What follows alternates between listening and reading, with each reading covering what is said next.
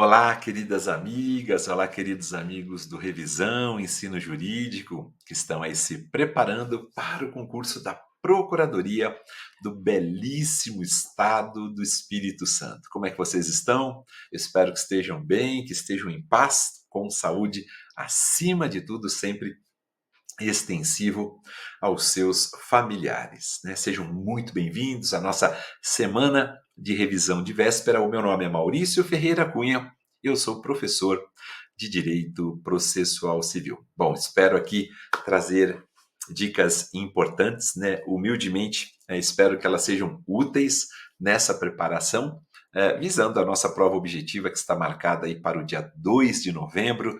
Nós teremos 100 questões, cada uma com 5 alternativas, né? 5 horas para a resolução. E também lembrar que nós estamos falando de SEBRASP, né? Nós estamos falando de método CESP de seleção, né? Às vezes aquelas questões que trazem 3 temas, né, na mesma questão, e aí as alternativas relacionadas, né, a esses 3 temas, às vezes 2 temas, né?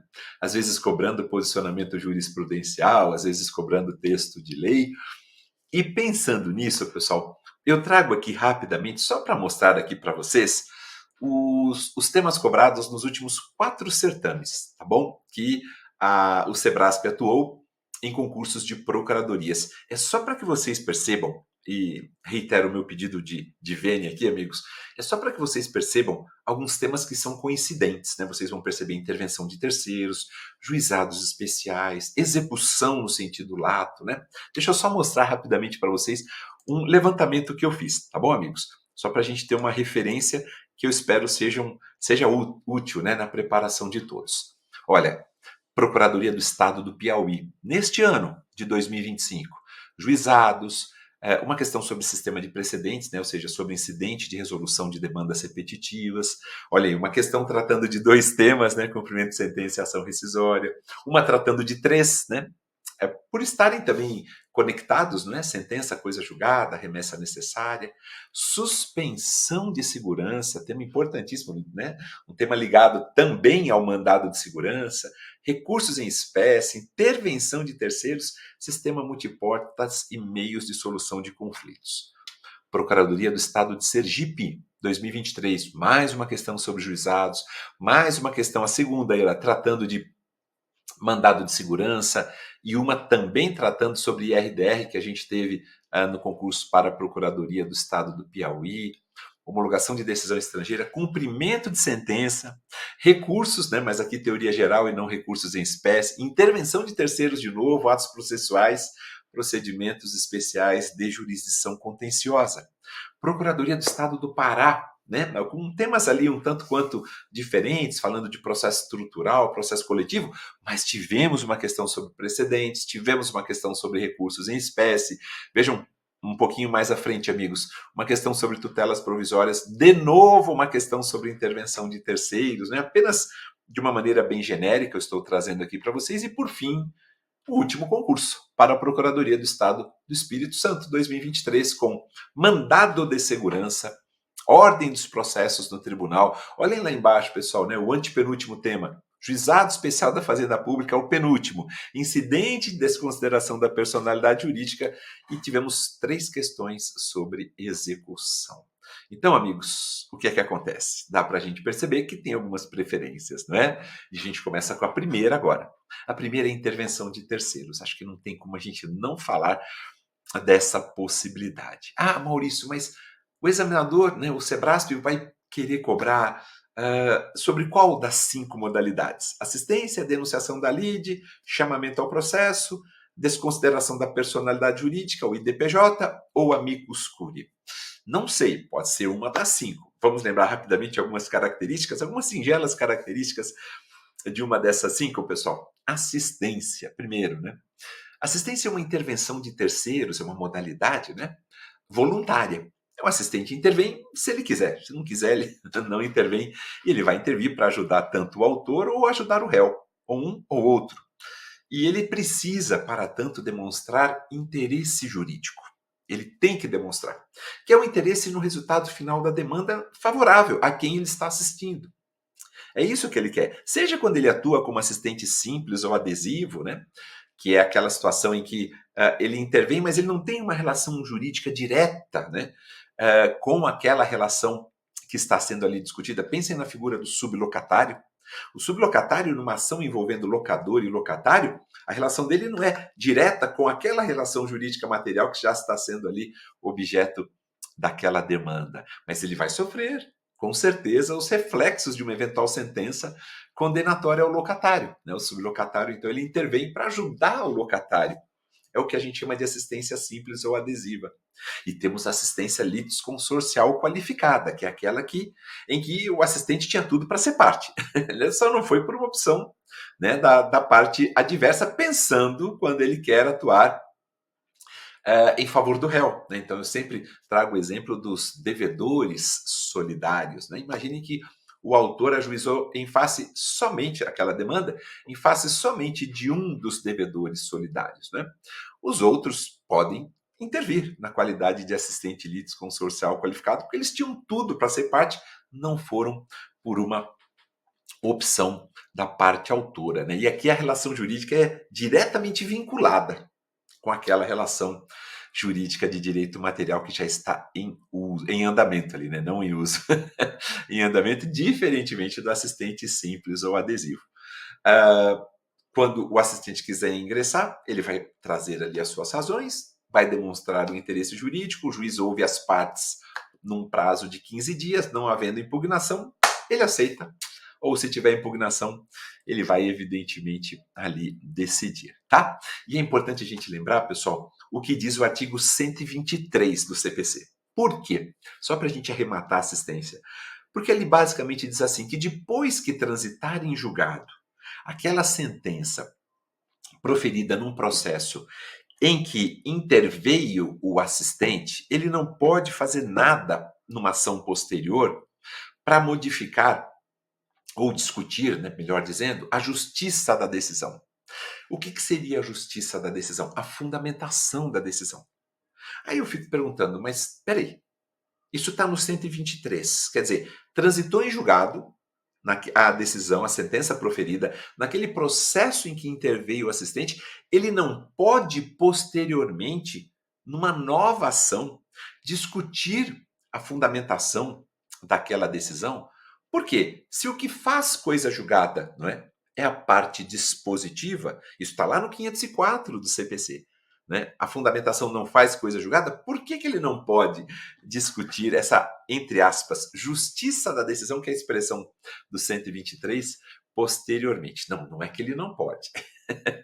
Ele até pode, mas ele tem que provar algumas coisinhas, né? E o 123, estou com ele aberto aqui, pessoal, né? Só pegar rapidamente para mostrar aqui o nosso CPC para concursos, né? Pela editora Juspório.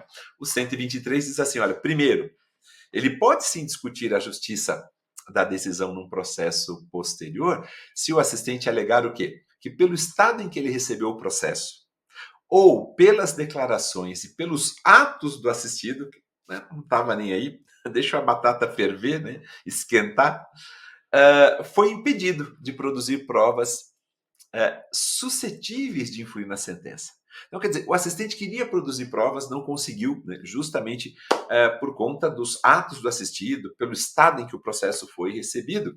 E ele fala assim, bom, mas eu quero discutir a fundamentação dessa decisão. Aí ele vai poder.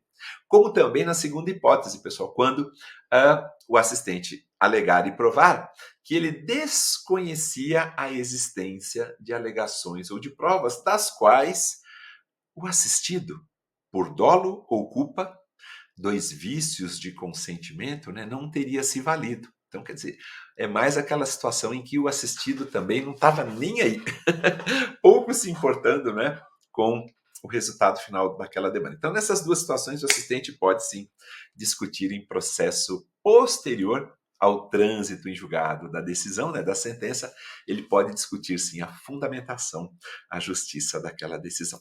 Denunciação da lite. Vamos lá, pessoal. Segunda modalidade de intervenção de terceiros, lembrando que denunciação da lide pode ser, é uma lide secundária, né? Ela pode ser apresentada tanto pelo autor quanto pelo réu. É mais comum pelo réu, principalmente quando a gente tem aquelas relações de contrato de seguro, porque a denunciação da lide é uma demanda, pessoal, uma lide secundária, né? Ela tem uma relação de prejudicialidade, né, com a demanda principal, ou seja, ela só vai ser apreciada se o denunciante for vencido. O objetivo dela é antecipar, evidentemente, o exercício do direito de regresso, para que isso não aconteça numa outra demanda, né? É, ou seja, nós temos características que podem perfeitamente traduzir a denunciação da lide como uma modalidade de intervenção de terceiros que tem essa relação de prejudicialidade que é eventual, que ela é antecipada e que, acima de tudo, ela tem a finalidade já de apreciar, né, o direito de regresso que ali esteja presente, né? Mas, repito, só vai ser apreciada a denunciação da lide, que pode ser formulada pelo autor ou pelo réu, se o denunciante vier a ser vencido. Tá bom? Pessoal, e só lembrando que as hipóteses estão no 125 de cabimento, estou com ele aqui aberto, né? Ao alienante imediato, primeira hipótese, no processo relativo, lembra da evicção, pessoal, aquela figura que a gente aprende no direito civil, né? Ao alienante imediato no processo relativo à coisa, ao bem, cujo domínio foi transferido ao denunciante, a fim de que possa exercer os direitos que da evicção lhe resultam, né? Aquele alienante imediato que vende um bem que não é dele, né? Enfim, é possível a denunciação da lide, bem como aquele, e aí agora entra essa questão da seguradora, que estiver obrigado por lei ou pelo contrato a indenizar em ação regressiva o prejuízo de quem for vencido no processo. Também não se esqueçam, amigos, que denunciação da lide é facultativa, não tem obrigatoriedade nenhuma, e isso bem presente lá no artigo 125, parágrafo 1º do nosso CPC. Também é importante a gente falar disso aqui que eu vou colocar na telinha agora para vocês. Só se admite uma única denunciação sucessiva, única, contra seu antecessor imediato na cadeia dominial ou quem seja responsável por indenizá-lo. Maurício, mas e se às vezes nós tivermos 3, 4, 5, 6, 10 pessoas nessa cadeia dominial? Não tem problema. Vejam que a última parte do parágrafo 2º, hipótese em que eventual direito de regresso será exercido por ação autônoma. Ou seja, pessoal, né? Ninguém vai perder o seu direito de regresso, né? Não se preocupe. Por isso que a denunciação da lide ela é facultativa. O parágrafo 1º do 125 diz isso. E o parágrafo 2º, que a gente acabou de ver agora na telinha, diz que depois que ocorrer a denunciação da lide para um terceiro, esse terceiro só pode fazer uma denunciação. Esse outro não pode denunciar para vários outros, porque senão a gente complica mais ainda o andamento do processo, tumultua o processo, e isso vai contra os princípios da economia processual, da celeridade e por aí vai, tá? Amigos, também não se esqueçam que quando a gente fala de, principalmente, fazenda pública, né? O STJ tem jurisprudência pacífica de que não há obrigatoriedade da denunciação da lide em ações indenizatórias propostas em face do poder público, né, quando nós estivermos diante de uma responsabilidade objetiva, né, conforme estabelece o artigo 37, parágrafo 6º, né? Então não há da Constituição Federal, então não há necessidade. Lembrem-se do tema 940 do Supremo, né, que justamente citando o artigo 37, parágrafo 6º, diz que a ação por danos causados por agente público, ela tem que ser ajuizada contra o Estado ou contra a pessoa jurídica de direito privado que seja a prestadora, né, de um serviço público.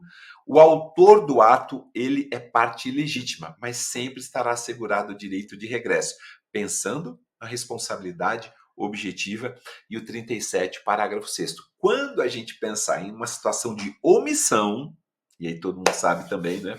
Quando a gente falar de omissão, aí a responsabilidade é subjetiva e tem que haver a comprovação de culpa, tá? Sendo assim, a denunciação da lide é possível pelo poder público, tá? Quando a gente pensar em conduta comissiva, não há essa obrigatoriedade, responsabilidade objetiva. Quando a conduta for omissiva, aí a gente está falando de responsabilidade subjetiva com necessidade de demonstração de culpa, portanto, a denunciação da lide ao agente público é perfeitamente possível. Não cabe denunciação da lide também, vocês sabem, né, nas relações de consumo, até por força do artigo 88 do Código de Defesa do Consumidor. Chamamento ao processo. Artigos 130, 31 e 32, acho que todo mundo sabe disso. O chamamento ao processo é uma modalidade de intervenção de terceiros em que o réu, né? Então, se a assistência é por mera inserção, é uma intervenção voluntária.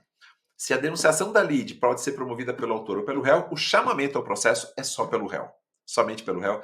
Ele vai chamar no prazo para resposta codevedores solidários, né? Cofiadores também, se for um fiador e tivermos 4, 5 fiadores num contrato, demanda ajuizada contra somente um dos fiadores, ele pode chamar os demais fiadores também que façam parte daquele contrato.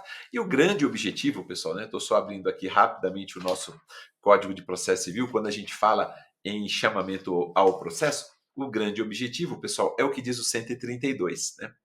É dizer o seguinte, que a sentença de procedência, se for o caso, valerá como título executivo em favor do réu que satisfizer a dívida, a fim de que possa exigi-la por inteiro do devedor principal ou de cada um dos devedores a sua cota na proporção que lhes tocar. Então, a ideia é ter um único título executivo para todo mundo. E pode ser que um desses, né, ou seja, quando for sentença de procedência, pode ser que um deles cumpra aquela obrigação.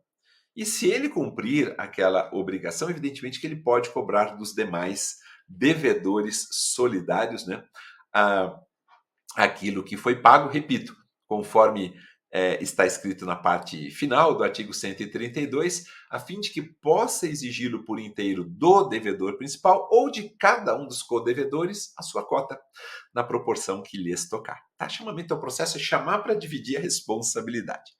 Desconsideração da personalidade jurídica, amigos. Lembrando, quem são os legitimados a requerer a instauração do incidente, ou seja, a parte ou o MP, quando lhe couber intervir no processo. Lembrar da possibilidade de desconsideração inversa. Lembram, amigos, né? A desconsideração da PJ pressupõe que você sai da PJ e vai no sócio. A inversa compreende você sair do sócio, pessoa física, natural, e tentar encontrar alguma coisa na pessoa jurídica. E DPJ cabe em todas as fases do processo de conhecimento, cabe no cumprimento de sentença, cabe na execução fundada em título extrajudicial. Eu posso postular pela desconsideração já na inicial e, se assim o fizer, não suspende o processo, mas se eu requerer a instauração do incidente posteriormente, claro que haverá a suspensão do processo. Um dado interessante, pessoal, que eu queria trazer aqui para vocês, um julgado interessante sobre IDPJ, que eu não posso deixar de mencionar, ele diz respeito a cabimento ou não de honorários advocatícios. Vejam que interessante.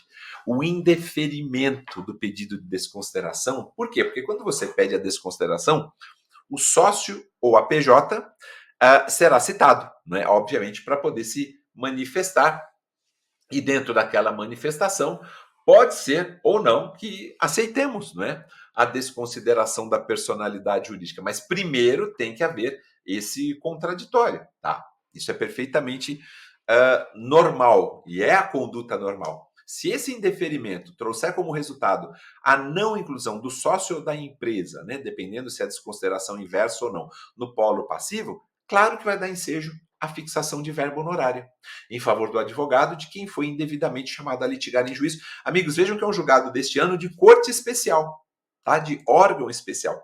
Então, por que é importante a gente falar isso? Porque teve um trabalho, e o trabalho tem que ser remunerado, né? Naturalmente. Última modalidade, amicus curiae, né? O famoso amigo da corte, que na verdade não deve ser chamado dessa forma, mas é uma tradução literal, né? Porque ninguém pode ser amigo da corte. Enfim, é um terceiro, um expert, alguém com conhecimento técnico, com conhecimento científico, que vem trazer os seus conhecimentos para o julgamento daquela demanda. Considerando o quê, pessoal? Quais são os pressupostos inerentes à intervenção de um amicus curiae? Olha, a relevância da matéria, a especificidade do tema que é objeto daquela ação, ou ainda a repercussão social da controvérsia. São 3 requisitos, qualquer um deles, tá?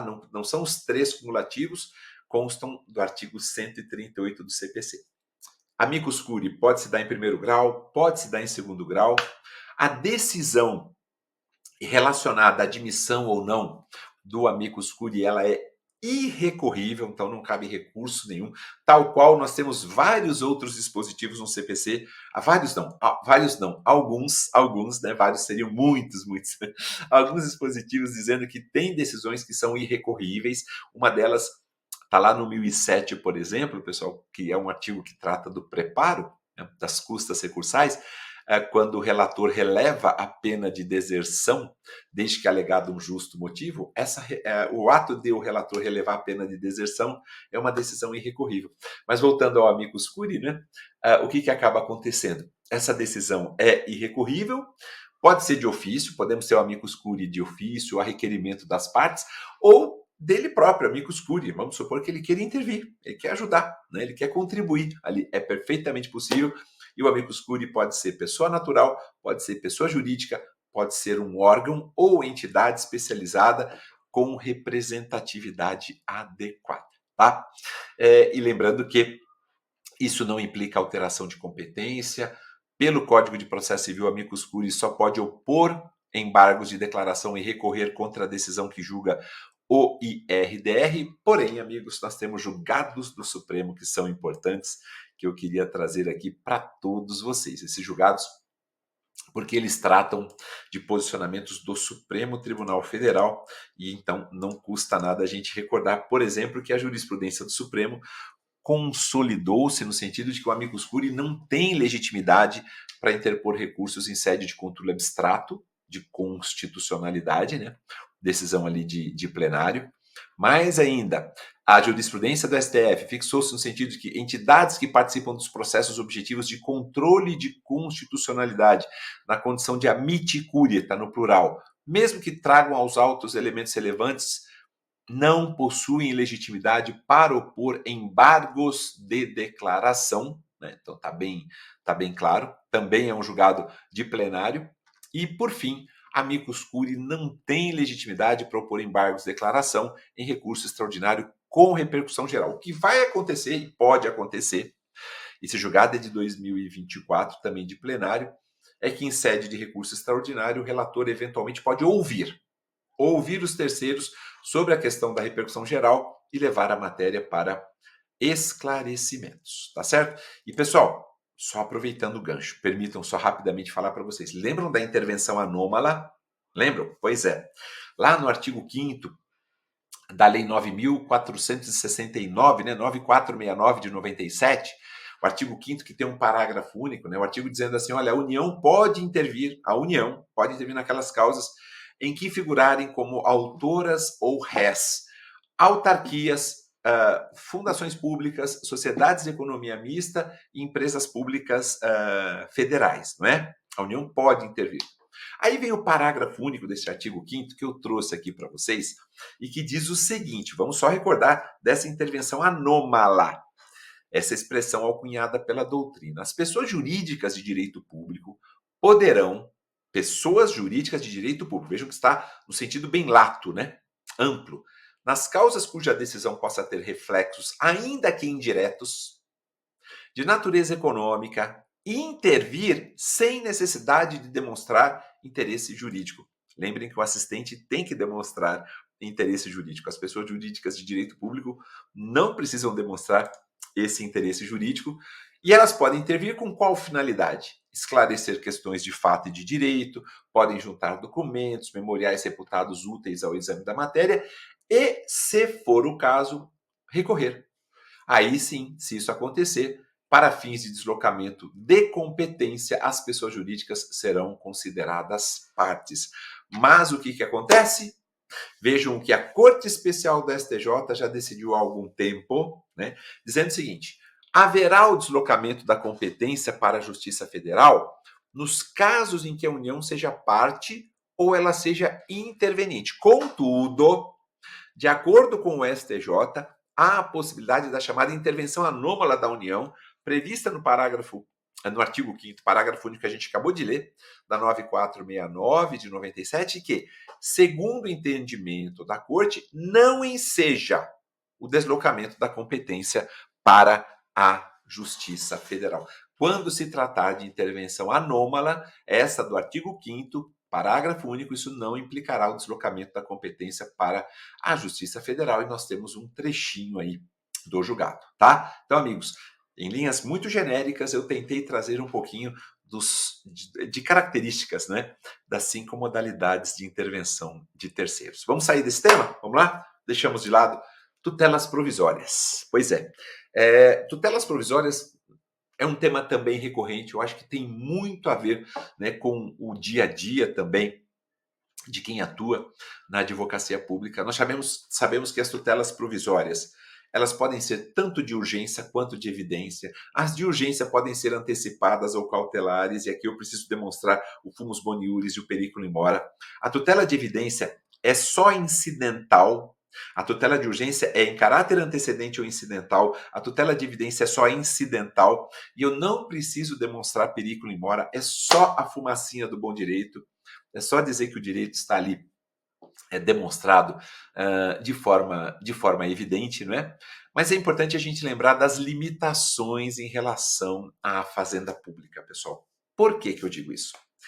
Quando a gente pensa em tutelas provisórias, né? Porque quando a gente olha para o nosso CPC de 2015, eu vou pegar ele aqui rapidamente, pessoal, e lá no artigo 1059, lá no finalzinho, né? Lembrando que o nosso CPC tem 1072 artigos, ou seja, quando a gente vai lá para o 1059, lá está escrito assim, deixa eu só abrir aqui para vocês e a gente já vai fazer uma leitura dele. Esse 1059, no nosso CPC, tem muitos comentários, está bem extenso. Diz assim: a, né, craseado, a tutela provisória requerida contra a fazenda pública, aplica-se o disposto nos artigos 1º a 4º da 8437 de 92, uma lei antiga que regulamenta a questão de concessão de liminares em face do poder público, e no artigo 7º, parágrafo 2º da lei do mandado de segurança. Então, o que o CPC estava dizendo era que a tutela provisória requerida contra a fazenda pública, a gente aplicaria esses dispositivos que eu acabei de mencionar. Ocorre que, pessoal, por conta da ADI 4296 do Distrito Federal, o Supremo Tribunal Federal, nessa ação direta de inconstitucionalidade, ele trouxe um novo panorama. Ele redesenhou a sistemática de concessão de tutelas contra o poder público. Por quê, pessoal? Porque 2 dispositivos tiveram, deixa eu só encontrar rapidamente aqui para colocar para vocês, tiveram a sua constitucionalidade discutida e os 2 dispositivos foram reconhecidos como inconstitucionais. Um deles é o 7º parágrafo 2º, que a gente acabou de mencionar, da lei do mandado de segurança. Tá, pessoal? Tá aí, olha. Inconstitucional. Quando ele afirma: não será concedida medida liminar que tenha por objeto a compensação de créditos tributários, que tenha por objeto a entrega de mercadorias e bens provenientes do exterior, reclassificação ou equiparação de servidores públicos e concessão de aumento ou extensão de vantagens ou pagamento de qualquer natureza. É inconstitucional, ou seja, cabe medida liminar, sim, nessas hipóteses. Como também, pessoal, o 22, parágrafo 2º, que trata do mandado de segurança coletivo, dizendo: a liminar só pode ser concedida após a audiência do representante judicial da PJ de direito público, que deverá se pronunciar no prazo de 72 horas. Não. Não tem que haver essa manifestação no prazo de 72 horas, tá? Amigos, muito importante, né? Muito importante.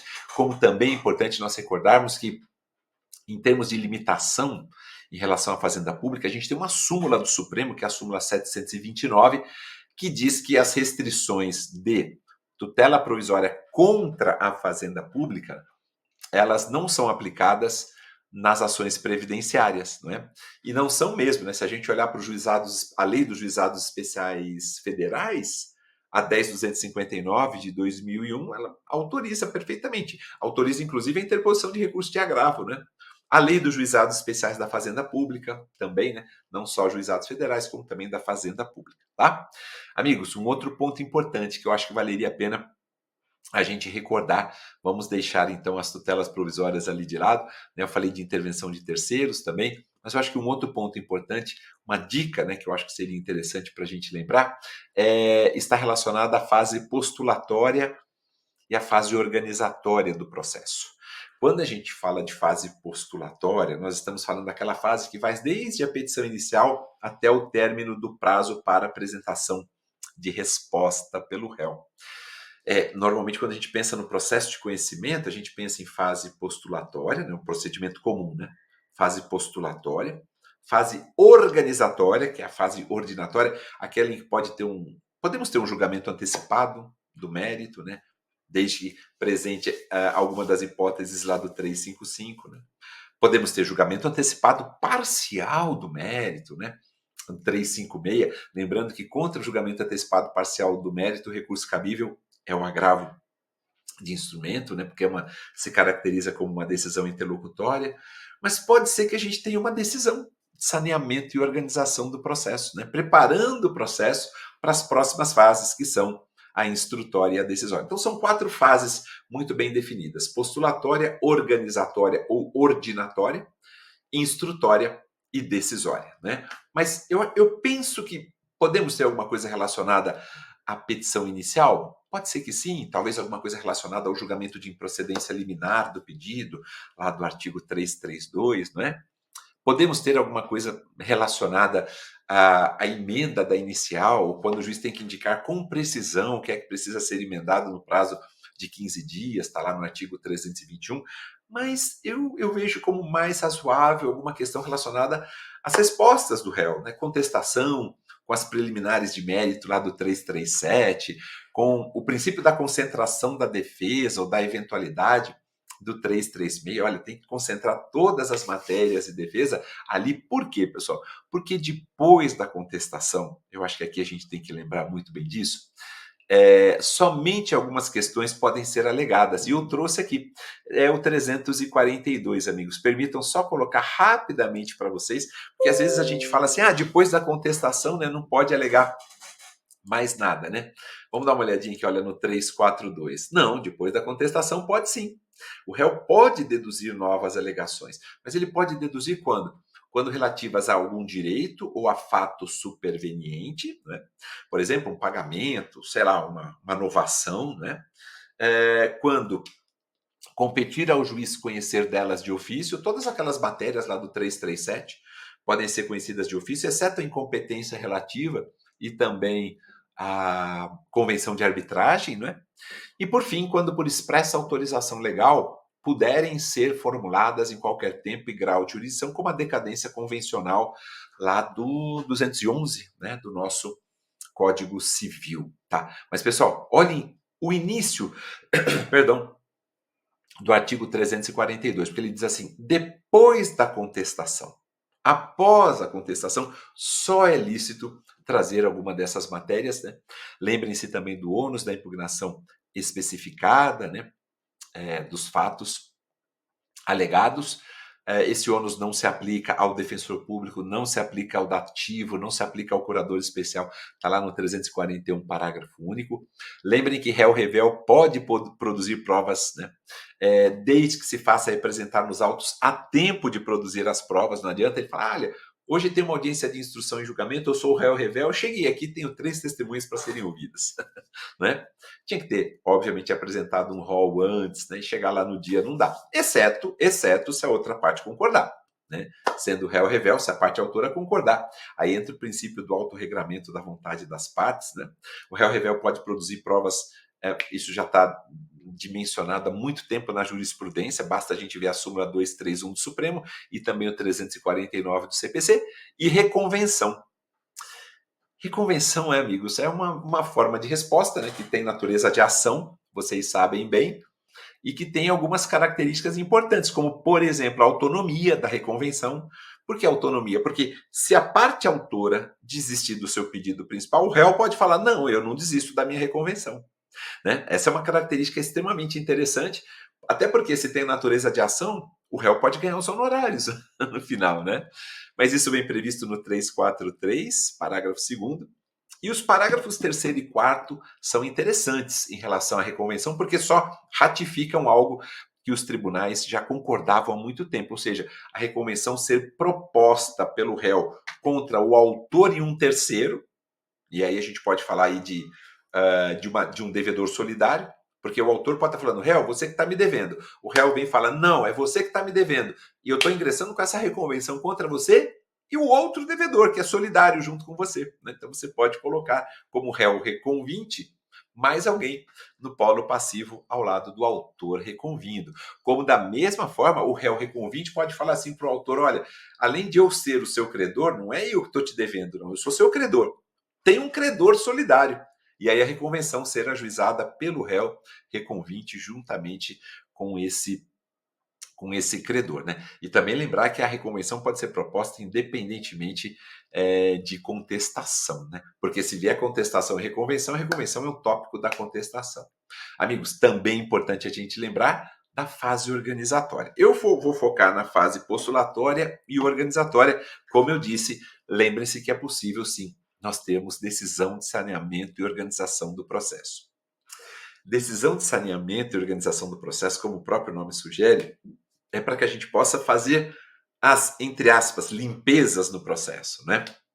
Quando eu penso no saneador, eu penso assim, olha, eu vou delimitar as questões de fato, eu vou delimitar as questões de direito, eu posso redistribuir o ônus da prova, eu vou designar uma audiência de instrução e julgamento, se for o caso, eu vou corrigir vícios, né, processuais que ali se façam presentes. É para isso que serve o saneador. E dentro do que estabelece o artigo 357, permitam pegar aqui de novo o nosso CPC, pessoal. O 357 é o artigo que trata da decisão de saneamento e organização do processo. Lembrem-se, principalmente, queridos amigos, dos seus parágrafos. São muito importantes. Por exemplo, o parágrafo 1º diz assim: depois de realizado o saneamento, as partes elas têm o direito de pedir esclarecimentos. As partes têm o direito de solicitar ajustes naquela decisão. E isso é num prazo comum de 5 dias. Por quê? Porque se elas não fizerem, pressupõe-se que houve uma estabilização da decisão de saneamento. É muito importante isso, as partes ficarem atentas também a esse prazo, que é um prazo, repito, amigos, é um prazo comum de 5 dias. Tá? Parágrafo 2º.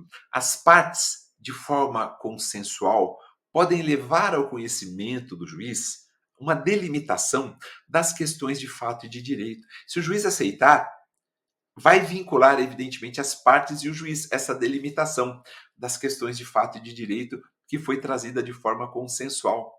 É muito interessante, isso invoca o princípio da cooperação, isso invoca o princípio da boa-fé, né? Eu gosto muito dessa ideia, porque as próprias partes demonstram que estão preocupadas com o resultado daquela demanda e querem, obviamente, delimitar o que é que vai ser objeto posterior de questões de fato e de direito, né? E por fim, pessoal, no parágrafo 3º, aquilo que a gente chama de saneamento compartilhado, que diz assim: se a causa tiver alguma complexidade em matéria de fato ou de direito, ou em ambas, o juiz pode marcar uma audiência.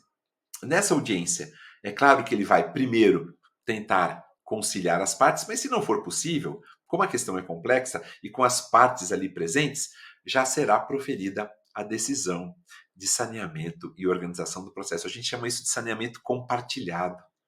A causa é complexa, o juiz chama as partes, tenta conciliar e já fala para elas: se não der certo, a gente já vai fazer o saneador ali todo mundo junto, vocês vão contribuir.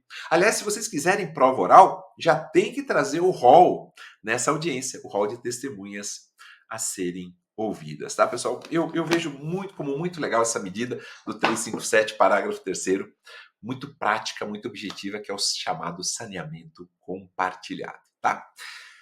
Pessoal, o que mais seria interessante? Eu não tenho dúvida de que a gente tem que estudar execução. A gente tem que relembrar execução, né? O que envolve cumprimento de sentença, principalmente cumprimento de sentença por quantia certa contra a fazenda pública. Né? Isso está regulamentado no 534 e no 535. Né?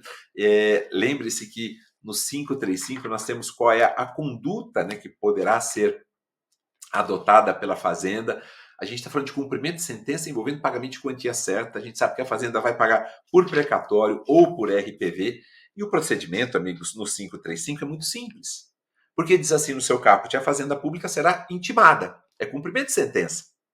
Então ela tem que ser intimada na pessoa do seu representante judicial, e a intimação é pessoal, né, por carga, remessa ou meio eletrônico, para querendo, no prazo de 30 dias, aqui é prazo próprio, são 30 dias, da mesma forma que quando for a Fazenda, quando ela for embargar uma execução de título extrajudicial envolvendo pagamento de quantia, né? O prazo é de 30 dias lá também. 30 dias para impugnar, 30 dias para embargar, e nos próprios autos. E as matérias que podem ser arguídas estão aqui no 535, quando a gente trata de execução de título extrajudicial. Deixa eu aproveitar, pessoal. A gente vai lá para o 910, né, que fala desse prazo também aí de 30 dias, é prazo próprio, por isso não se conta em dobro. Repito, meus amigos. Mas o 910 diz assim, olha, na execução fundada em título extrajudicial, a Fazenda Pública será citada, quando for cumprimento de sentença, será intimada, né? Na execução de título extrajudicial é uma nova ação, então, obviamente, que é a citação para querendo opor embargos em 30 dias. E sobre as matérias que podem ser alegadas pela Fazenda Pública na execução de título extrajudicial, quando ela quiser se defender através dos embargos, meus amigos, as matérias são essas, olha. Toda e qualquer matéria que lhe seria lícito deduzir como defesa no processo de conhecimento. Maurício, espera aí. Por que na impugnação a gente tem aquele rol, né, que está lá mencionado no artigo 535, né? E ali a gente vê praticamente um rol que uma boa parcela da doutrina diz assim, olha, é taxativo.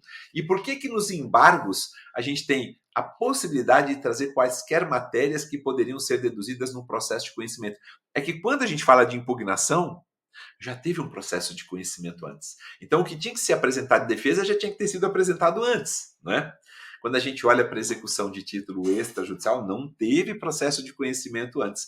Por isso, essa brecha um pouco maior, né? Então, amigos, 534, 535 e o 910 são dispositivos muito importantes. Sempre lembrando, né, que quando nós estivermos falando de execução de obrigação de fazer contra a Fazenda Pública, não fazer contra a Fazenda Pública, entregar coisa contra a Fazenda Pública, aí, evidentemente, que o rito vai ser o rito normal, né, contra, por exemplo, o rito que é adotado contra pessoas físicas, né? É que quando a gente fala de pagamento de quantia certa, a gente tem que pensar no artigo 100 da Constituição Federal, a gente tem que pensar no parágrafo 3º, que fala da requisição de pequeno valor, por isso que o rito é diferenciado, tá? Amigos, também em termos de processo de execução, acho que execução no sentido lato, né? Tudo que envolve cumprimento de sentença e execução de título extrajudicial merece, claro, a nossa atenção. As modalidades obrigacionais, né, quando a gente pensa em cumprimento de sentença, pode ser de pagamento de quantia certa, obrigação de fazer, não fazer ou entregar, execução de título extrajudicial também. A gente tem que lembrar do cumprimento provisório, amigos, né, de sentença envolvendo pagamento de quantia certa, 520, 521 e 522. E por que eu digo isso, pessoal? Que o cumprimento provisório é importante a gente lembrar. Porque quando a gente olha principalmente para o 520, acho que o 520 e o 21 são os dois mais importantes. Quando a gente olha para a redação do 520, ele diz assim, ele traz uma observação importante, porque ele fala, peraí, é possível o cumprimento provisório de sentença envolvendo pagamento de quantia certa? É, mas desde que o recurso de apelação interposto em face dessa sentença, que ainda não foi analisado lá no tribunal, ele tenha sido recebido desprovido de efeito suspensivo. Então, sem que a ele tenha sido concedido o efeito suspensivo. Aí você vai fazer o cumprimento provisório de sentença, que vai ser realizado praticamente da mesma forma que o definitivo. E aqui, amigos, acho que vale a pena a gente lembrar. Se vai fazer da mesma forma praticamente que o definitivo, a gente pode ter, por exemplo, atos praticados no cumprimento que é provisório, quer dizer, pode ser modificado ainda. Poderemos ter atos como esses mencionados no inciso 4 do 520. Vejam só, pessoal. Sujeita-se esse cumprimento provisório ao seguinte regime. 4. O levantamento de depósito em dinheiro e a prática de atos que importem transferência de posse ou alienação de propriedade ou de outro direito real, ou dos quais possa resultar grave dano ao executado, todos esses atos dependem de caução. Uma caução de contracautela, uma garantia, né? Caução suficiente e idônea, arbitrada de plano pelo juiz e prestada nos próprios autos. Por quê, pessoal? Porque tudo que envolve provisoriedade envolve possibilidade de revogação ou modificação. Consequentemente, a outra parte, aquela que não foi beneficiada, né, por essa provisoriedade que estaria ali em curso, ela pode falar assim: bom, se houver uma revogação, se houver uma modificação lá na frente, quem vai pagar os prejuízos que eu terei enquanto essa provisoriedade estiver valendo? Pensem numa tutela provisória. A gente está falando de cumprimento provisório, mas pensem numa tutela provisória que também pode ser revogada ou modificada a qualquer tempo. Pensem numa liquidação provisória. 509, 10, 11 e 12, principalmente, que é o que trata da liquidação provisória. Tudo isso pode trazer consequências para a parte que não foi beneficiada, né, por essa provisoriedade. E aí o que acontece? Nessas hipóteses, é necessário que o juiz arbitre uma caução. Agora, amigos, essa caução pode ser dispensada. E o 521 diz: quando que essa caução pode ser dispensada? Aqui está, pessoal. Quando o crédito for de natureza alimentar, independentemente de sua origem, né? E lembrando que essa natureza alimentar que está aqui mencionada do crédito pode, né, não decorrer aí de relação de parentesco, a gente sempre vincula isso, né? De união estável ou de matrimônio, né? Como, por exemplo, honorários advocatícios, às vezes um crédito decorrente de responsabilidade civil, né?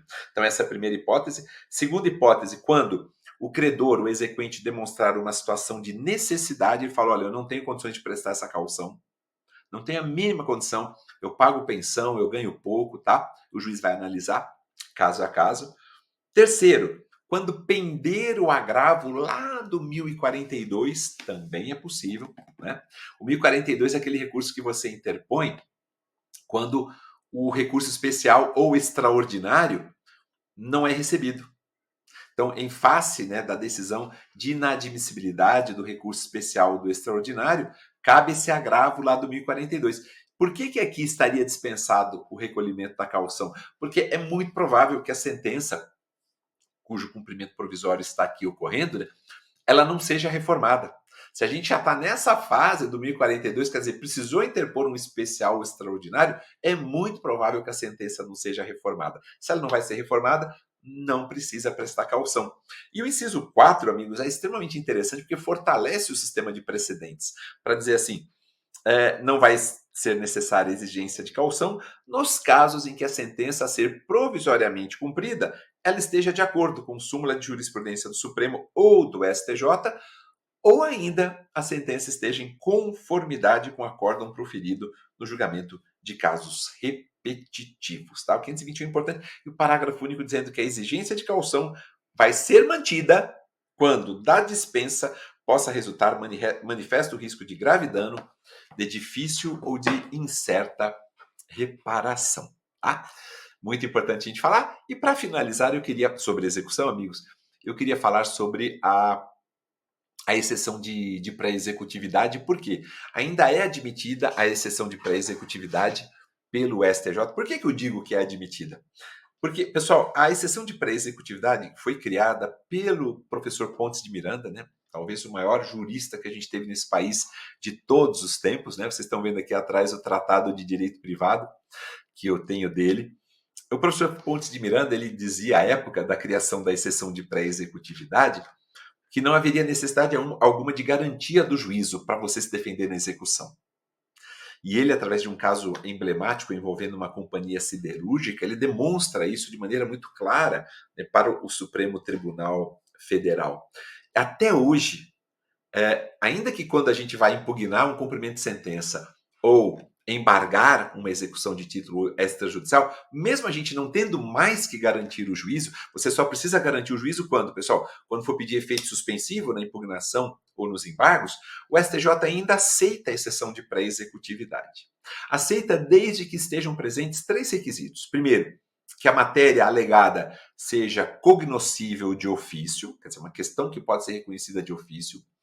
O executado tem que ter prova pré-constituída da sua alegação, e também não haja necessidade de instrução probatória, né, de dilação probatória. Isso já estava previsto na súmula 393 do STJ, que tratava da execução fiscal, né? Aliás, a execução fiscal também é bem provável que a gente tenha alguma perguntinha nesse sentido. Tá bom, pessoal? Então, sobre a exceção de pré-executividade, era basicamente isso. E, embora a gente não tenha de forma expressa, né, a exceção de pré-executividade no nosso Código de Processo Civil, eu penso que a redação do 518 e do 803, né, na minha humilde opinião, traduzem o que é a exceção de pré-executividade. 518 e 803. O 518 é aquele que diz assim que todas as questões relativas à validade do procedimento de cumprimento de sentença, e também daqueles atos executivos subsequentes, todas essas questões poderão ser arguidas pelo executado, independentemente de forma, nos próprios autos, ou seja, uma mera petição, né, e serão decididas pelo juiz. Todas as questões relativas à validade do procedimento, ou seja, nulidade. Nulidade é uma questão que pode ser cognoscível de ofício. Né?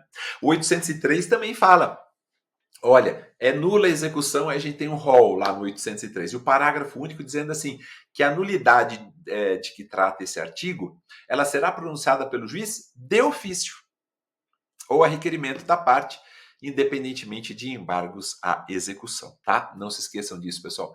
E só para a gente finalizar, execução... lembrei. O artigo 85, pessoal, eu trouxe ele aqui, eu vou colocar para vocês o 85, parágrafo 7º. Eu vejo como importante a gente só fazer uma recordação dele, por gentileza, que diz assim, olha, não serão devidos honorários no cumprimento de sentença contra a fazenda pública que enseja expedição de precatório. Pessoal, aí só fala precatório, mas o STJ já entendeu, já interpretou, dizendo que também se aplica a hipóteses que ensejem expedição de RPV, tá bom? Desde que, evidentemente, a fazenda não tenha impugnado, tá? Por favor, não se esqueçam do 85 e o seu parágrafo 7º. Pessoal, sobre recursos. Vamos lá. A gente já está caminhando para os finalmente, né? Já temos 52 minutos. Vamos lá, vou tentar ser o mais objetivo possível. Maurício, você acha que podemos ter alguma questão sobre algum recurso em espécie? Penso que sim. Aqueles recursos que são comumente perguntados, não é? Sobre os quais nós são comumente indagados. Apelação, eu acho que vale a pena a gente lembrar que não tem mais juízo de admissibilidade, né? No primeiro grau. Lembrar da teoria da causa madura, lá do 1013, parágrafo 3º. Acho que vale a pena a gente lembrar também do 1009, parágrafo 1º, dizendo assim, olha, aquelas questões sobre as quais, né, não caiba mais agravo de instrumento, porque o rol do 1015 era para ser um rol taxativo, mas se tornou uma taxatividade mitigada por conta da decisão do STJ e o voto vencedor da ministra Nancy Andrighi, enfim. Em relação àquelas decisões que não comportam agravo de instrumento, não há preclusão. Está lá no 1009, parágrafo 1º. Então, é possível suscitar isso lá na frente, em preliminar de razões de apelação ou contra-razões de apelação, não é?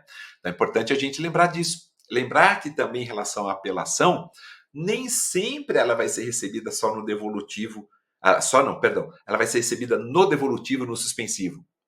Podemos ter situações em que a apelação vai ser recebida só no devolutivo, como aquelas lá do parágrafo 1º do 1012, né? Por exemplo, apelação em face de sentença que condene ao pagamento de prestar alimentos. Ao pagamento de alimentos, né? Não pagamento de prestar, que condene ao pagamento de prestação alimentícia, né? De prestar alimentos. O recurso de apelação interposto numa situação como essa, ele é recebido só no devolutivo. São hipóteses lá do 1012, parágrafo 1º. Mas se eu quiser o suspensivo, o parágrafo 4º do 1012 autoriza, né? Desde que eu comprove um ou outro requisito para a concessão do efeito suspensivo. Por que eu falo um ou outro, pessoal? Porque o 1012, parágrafo 4º, ele utiliza uma conjunção alternativa. É ou, não é e. né? E isso faz muita diferença, eu vou mostrar para vocês. Olhem o que diz o parágrafo 4º do 1012, pessoal. Nas hipóteses do parágrafo 1º, a eficácia da sentença poderá ser suspensa pelo relator se o apelante demonstrar a probabilidade de provimento do recurso ou se, sendo relevante a fundamentação, houver um risco de dano grave ou de difícil reparação. Por que eu digo isso, pessoal? Porque aqueles recursos que são recebidos sem o efeito suspensivo, a apelação é recebida em regra no devolutivo e no suspensivo. Só não vai ser recebida no suspensivo também nessas hipóteses do 1012, parágrafo 1º, mas eu posso pedir o efeito suspensivo. Para os outros recursos, se eu quiser postular o efeito suspensivo, eu tenho que preencher os requisitos do parágrafo único do 995. E ali os requisitos são cumulativos e não alternativos, tá? O parágrafo único diz assim: a eficácia da decisão recorrida poderá ser suspensa por decisão do relator se, da imediata produção de seus efeitos, houver risco de dano grave, de difícil ou impossível reparação e ficar demonstrada a probabilidade de provimento do recurso. 995, parágrafo único. Para os demais recursos, 1012, parágrafo 4º, para o recurso de apelação que seja recebido só no efeito devolutivo e você queira o suspensivo, né? Embargos de declaração é um outro recurso que eu acho que valeria a pena dar uma olhadinha, pessoal, com as suas hipóteses de cabimento, obscuridade, contradição, omissão, erro material, né? Lembrar dos embargos de declaração para fins de pré-questionamento, dos embargos de declaração protelatórios que podem ser sancionados. O agravo de instrumento, a gente tem aquelas hipóteses, né, do 1015, que era para ser um rol taxativo, só caberia ali, mas como eu disse, a taxatividade mitigada, desde que você alegue a urgência, ela poderá ser considerada, né? O agravo interno do 1021, que é o recurso cabível em face das decisões monocráticas proferidas pelo relator, o agravo do 1042, que eu falei para vocês. Aliás, o 1042 merece, vou pegar de novo na CPC. Pessoal, eu acho mais fácil eu ler para vocês do que eu colocar o slide. E eu acho que fica mais interessante em termos de assimilação de conteúdo com a devida vênia, pessoal. Mas o 1042, ele é um dispositivo bastante interessante. Por quê, pessoal? Primeiro porque ele teve, né, os seus incisos revogados durante o período de vacácio pela Lei 13.256, de 4 de fevereiro de 2016, mas é pelo seguinte, olhem que interessante. Quando é que cabe o agravo do 1042? Perdão, eu disse a vocês, cabe quando não for recebido recurso especial ou extraordinário que tiver sido interposto, né?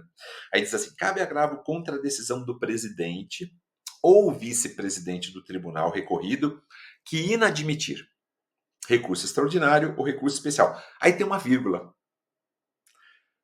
Tem uma exceção, que diz assim, salvo quando fundada essa inadmissibilidade na aplicação de um entendimento firmado em regime de repercussão geral ou em julgamento de recursos repetitivos. Por quê? Porque nessa segunda hipótese, nessa parte final, nessa exceção, o que cabe é agravo interno, o do 1021. Em face da primeira parte do 1042 é o agravo em respe ou em restre, tá? Esse que a gente está falando a respeito. E sobre teoria geral dos recursos, amigos, aí tudo, né? Aí a gente tem que tomar bastante cuidado com os requisitos de admissibilidade, né? Intrínsecos e extrínsecos, lembrando da classificação do querido, saudoso professor Barbosa Moreira, nosso grande mestre, né? Então é sempre importante a gente lembrar, olha, do cabimento barra adequação, que é um pressuposto de admissibilidade do recurso, e que também esse cabimento e adequação ele é dividido em 3 princípios, né? Você tem o princípio da taxatividade recursal, recurso é só aqueles previstos, são só aqueles previstos no 994, e também quando estiverem previstos em legislações federais, como recurso inominado, na Lei 9.099 de 95, como os embargos infringentes de alçada, lá do 34 da Lei de Execução Fiscal, né? Além do princípio da taxatividade, quando eu falo do cabimento, tem o princípio da unirrecorribilidade, unicidade ou singularidade recursal, um recurso por vez, não é? É um recurso por vez, Maurício? É um recurso por vez, a gente tem que levar isso em consideração, né? Mas a gente sabe que é possível interpor simultaneamente recurso especial e recurso extraordinário. Está lá no 1031, não é verdade, amigos? É possível interpor quando nós nos depararmos com um acórdão, por exemplo, de um tribunal que ofenda a Constituição e ofenda uma lei federal. Não é? Então você pode interpor simultaneamente o recurso extraordinário e também o recurso especial. Como também, na hipótese que eu falei para vocês, amigos, né, agora há pouco, lá do 1042, é possível interposição simultânea de agravo interno e de agravo em recurso especial, né, contra essa decisão negativa, né, do juízo de admissibilidade lá na sua origem. É uma exceção ao princípio da unirrecorribilidade, né? E, por fim, o princípio da fungibilidade recursal, né? Quando a gente fala de cabimento, tem que lembrar da fungibilidade. Aí a gente tem no CPC, no 1024, parágrafo 3º, isso mesmo, a possibilidade de os embargos de declaração serem recebidos como agravo interno, mas isso era uma praxe já que o Supremo já admitia há algum tempo, o STJ também, e evidentemente tem que fazer aquela adaptação, porque eu opus os embargos de declaração, mas eles serão recebidos como agravo interno, então tem que intimar o recorrente para, no prazo de 5 dias, complementar as razões recursais, adequando ao 1021, parágrafo 1º, que é a dialeticidade, que é impugnar especificadamente os fundamentos da decisão recorrida. Tenho também, amigos, a possibilidade de fungibilidade recursal lá no 1032 e no 1033. Ou seja, quando no 1032 é interposto um recurso especial, mas chega no STJ, o STJ fala que, na verdade, tem questão constitucional, aí o teu especial é recebido como extraordinário, mas quem dá a última palavra é o Supremo. Você manda os autos para o Supremo pode falar não, vai devolver, porque não tem nenhuma questão constitucional.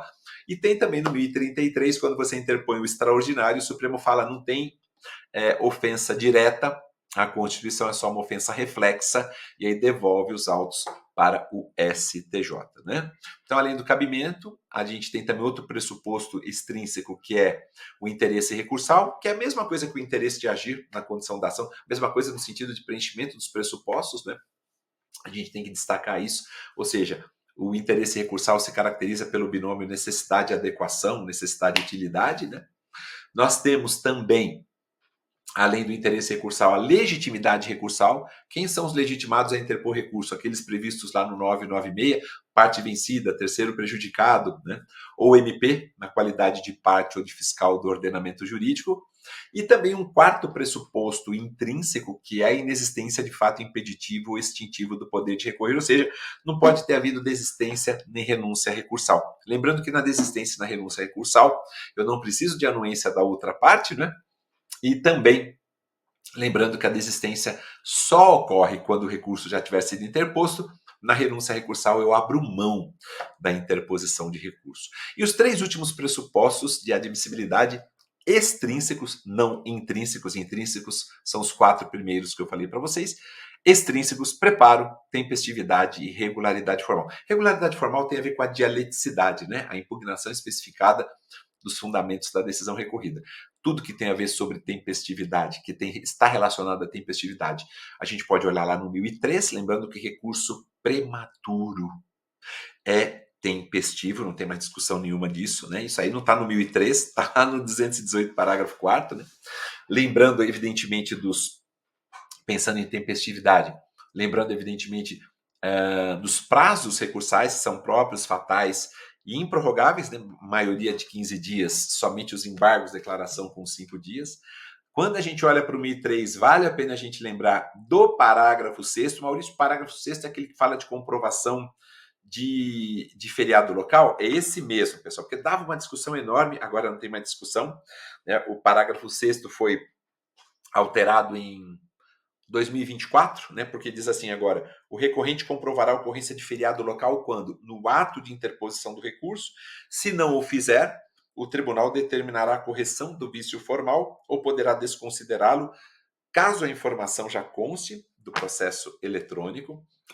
Foi muito bem-vinda essa alteração, né? Porque você tem que comprovar no ato da interposição do recurso, nem sempre isso é fácil, né?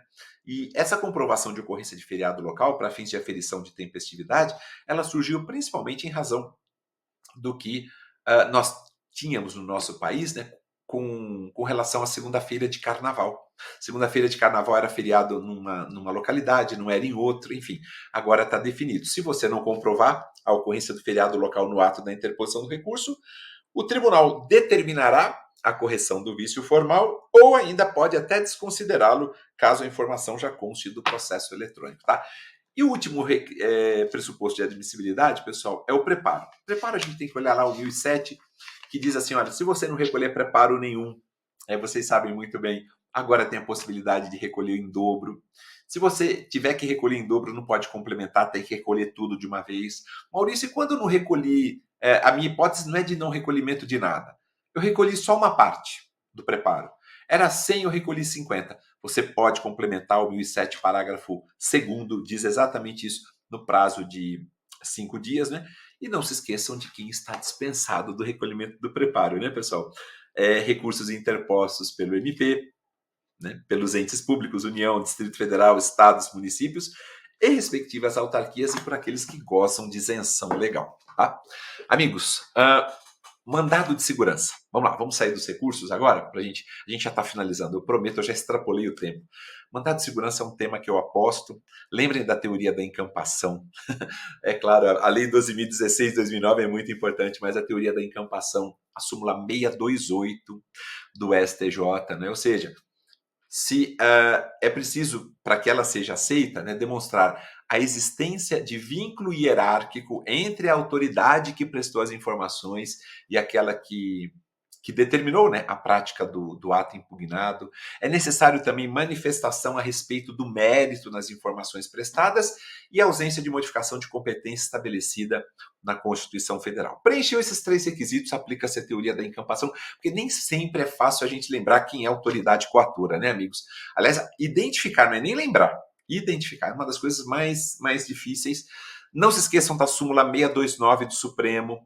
Por que a súmula 629 é importante, pessoal? Por quê? Porque ela diz assim, aliás, eu trouxe, deixa eu só colocar aqui, né? E vocês vão se lembrar com relação ao mandado de segurança coletivo. Eu sempre gosto de falar da súmula 629, tá aqui, do STF, pessoal. Deixa eu só colocar ela rapidamente. Vejam só, a impetração de mandado de segurança coletivo por entidade de classe em favor dos seus associados não precisa, de autorização desses, né? Aliás, o 21 também da lei do mandado de segurança reforça isso. Também lembrar de prazo decadencial para impetração de mandado de segurança contra ato omissivo da administração pública, ele é renovável mês a mês, por quê? Por se tratar de obrigação de trato sucessivo.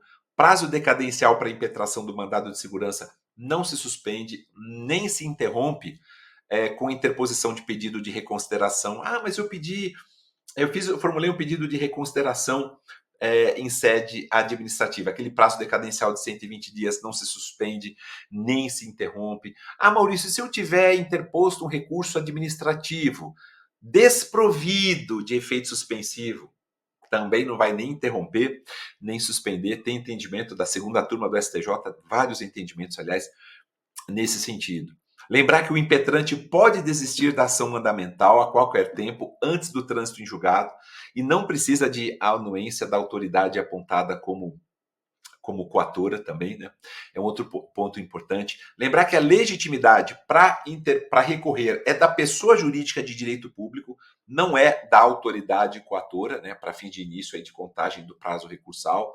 Lembrar que aquele artigo 25 da lei do mandado de segurança, pessoal, que fala que não cabe, né, no processo de mandado de segurança a condenação em honorários advocatícios, esse artigo já teve a sua constitucionalidade reconhecida desde 2021 pelo Supremo. Além disso, a gente tem a súmula 512 do Supremo, a gente tem a súmula 105 do STJ, né? Amigos, estudem um pouquinho de suspensão de segurança também. Pô, Maurício, será que pode cair de novo? Por que não, né? A suspensão de segurança é um incidente processual por meio da qual as pessoas jurídicas de direito público ou o MP requer ao tribunal que for competente para o julgamento do recurso que suspenda a execução, seja de uma decisão, seja de uma sentença, seja de um acórdão proferido. E o que se vai argumentar quando você ingressa com pedido de suspensão de segurança? Olha, aquele provimento jurisdicional prolatado, ele causa uma grave lesão. Grave lesão ao quê? a saúde, a segurança, a ordem e a economia públicas, né? Então, suspensão de segurança sempre é um tema importante. A gente tem várias leis, né, estabelecendo ou prevendo o pedido de suspensão. A própria Lei da Ação Civil Pública tem isso lá no artigo 12, parágrafo 1º. A 8437 de 92, que a gente fez referência, também tem isso no seu artigo 4º, né? A 9494 de 97, a 9507 de 97, que trata do habeas data, também tem. A lei do mandado de segurança, evidentemente, também tem isso positivado lá no artigo 15, e por aí vai, tá? Mas suspensão de segurança é um outro tema que eu recomendaria. Juizados especiais, já falei. Acho que temos tudo, amigos. Se vocês puderem, façam uma leitura, principalmente dos dispositivos relacionados aos juizados especiais da Fazenda Pública. É ano de celebração, né? 30 anos da Lei 9.099. Maurício, mas pode cair da Lei 9.099? Pode, como também pode cair juizado especial da Fazenda Pública, né? As matérias de competência lá do artigo 2º, né, dizendo, olha, até 60 salários mínimos, né? Aquelas causas estabelecidas com esse patamar. O parágrafo 1º do artigo 2º dizendo o que é que não se inclui, né, na competência do juizado especial da Fazenda Pública. Aí tem lá, por exemplo, mandado de segurança, desapropriação, divisão e demarcação de terras. Então, acho que é um dispositivo importante. Quem pode ser parte, quem pode figurar como autor, quem pode figurar como réu nos juizados especiais da Fazenda Pública, artigo 5º. Lembrar que não há prazo diferenciado nos juizados da Fazenda Pública, artigo 7º. Não tem remessa necessária, artigo 11 da Lei dos Juizados Especiais da Fazenda Pública, né? E por fim, pessoal, eu sei que eu extrapolei o tempo, mas fica aqui uma singela recomendação. Se puderem, amigos, estudem ação rescisória, legitimidade. Quem é que pode ajuizar essa ação de competência originária dos tribunais? Quem foi parte no processo ou seu sucessor a título universal, né, ou singular. Terceiro juridicamente interessado, o Ministério Público, né, se ele não foi ouvido no processo em que lhe era obrigatória a intervenção, ou quando a decisão rescindenda for efeito de colusão entre as partes, for efeito de simulação entre as partes, né, tudo isso obviamente, com fins fraudulentos, né, ou em outros casos em que se impõe a sua atuação, o MP também é legitimado, quando aquele que não foi ouvido no processo em que era obrigatória a sua intervenção também tem essa legitimidade. Na ação rescisória, eu posso pedir um juízo rescindendo, posso pedir um juízo rescisório, posso pedir ambos. Então, eu quero não só rescindir aquela decisão transitada em julgado, que pode ser de mérito, ou também pode não ser de mérito, temos duas hipóteses, não é? Eu posso pedir só a rescisão, como também posso pedir um novo julgamento, né? Então temos essa possibilidade. Lembrar do prazo para resposta na rescisória, nunca inferior a 15 dias, nem superior a 30 dias, tá? E por fim, reclamação. Ô Maurício, você apostaria em reclamação? Apostaria. Né? Ou seja, nós temos 3 hipóteses de cabimento de reclamação, que tem natureza jurídica de ação. A gente teve muita discussão na doutrina, mas praticamente, no Supremo também, mas praticamente hoje isso está consolidado. Mas lembre-se das hipóteses de cabimento da reclamação, que, primeiro, para fins de preservação, né, da competência do Supremo. Isso está lá na Constituição, né? Para fins de preservação da competência do Supremo ou do STJ, garantia de autoridade, né, ou da autoridade, melhor dizendo, das decisões proferidas pelo Supremo ou pelo STJ, e para fins de observância de enunciado de súmula vinculante. Já no CPC, não na Constituição, o que eu falei é a Constituição, mas as hipóteses do CPC estão no 988, que eu acabei de falar. Ou seja, são para fins de preservar a competência do tribunal, para garantir a autoridade das decisões do tribunal, para garantir a observância de uma súmula vinculante e de decisão do Supremo em controle concentrado de constitucionalidade, e também para garantir a observância de acórdão proferido em julgamento de IRDR ou em julgamento de IAC, né, incidente de assunção de competência, tá, amigos? IRDR e IAC também são 2 temas, né, precedentes. O Sebrasp gosta, eu acho que seria interessante se os amigos também pudessem dar uma olhadinha posteriormente. Lembrar, para finalizar, do procedimento, né? Qual que é o procedimento de uma reclamação? Isso vem estabelecido no 989. Ao despachar a reclamação, o que o relator faz? Ele requisita informações, da autoridade a quem foi imputada a prática, né, do ato impugnado. Essas informações devem ser prestadas em 10 dias, algo parecido com a notificação da autoridade coatora quando impetra o mandado de segurança.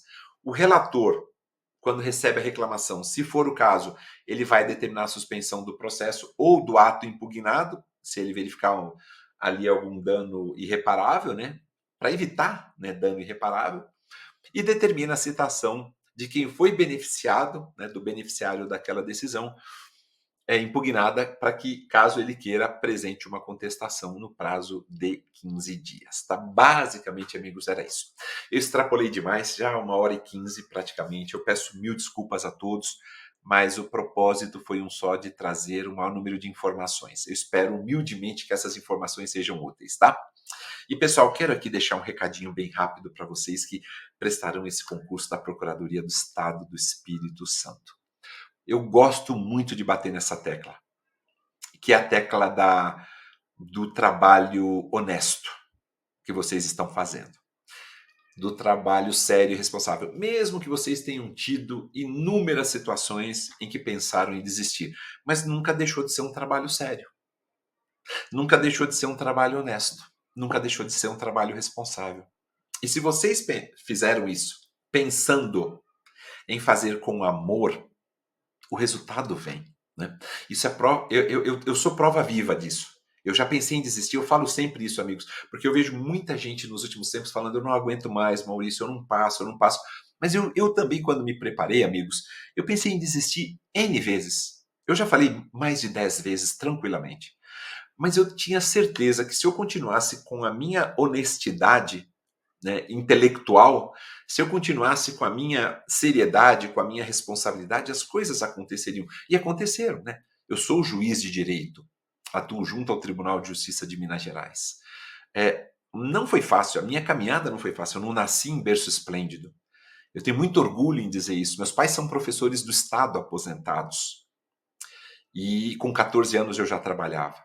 E tenho muito orgulho de dizer isso também. Então, com muitas dificuldades que todos nós temos, todos, né? Eu não sou o único, claro, evidentemente, todos nós temos, com todas essas dificuldades, o amor, a honestidade, a seriedade, a responsabilidade empregadas fazem com que essas dificuldades fiquem no segundo plano. Podem acreditar nisso, amigos, podem acreditar, né? Busquem essa aprovação, mesmo diante de todas essas adversidades. Quem é que não as tem? Todos temos. Mas o que vai importar é que lá na frente, quando vocês tiverem sido aprovados, vocês vão poder olhar para trás e falar assim: olha, valeu, eu me dediquei, eu fui firme, eu fui forte nos meus propósitos, eu tive fé no meu trabalho e deu resultado. Lá na frente, olhar para trás e dizer que valeu a pena é tudo que importa, amigos, nessa nossa caminhada. Tá bom? E eu vou estar na torcida por vocês. E se puder ser útil, contem sempre comigo. Eu deixei meu e-mail, deixei meu perfil no Instagram, onde eu coloco dicas jurídicas todos os dias.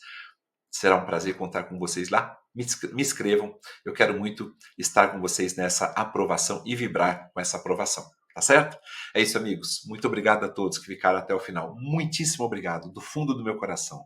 Um abraço apertado. Fiquem com Deus. Até uma próxima oportunidade.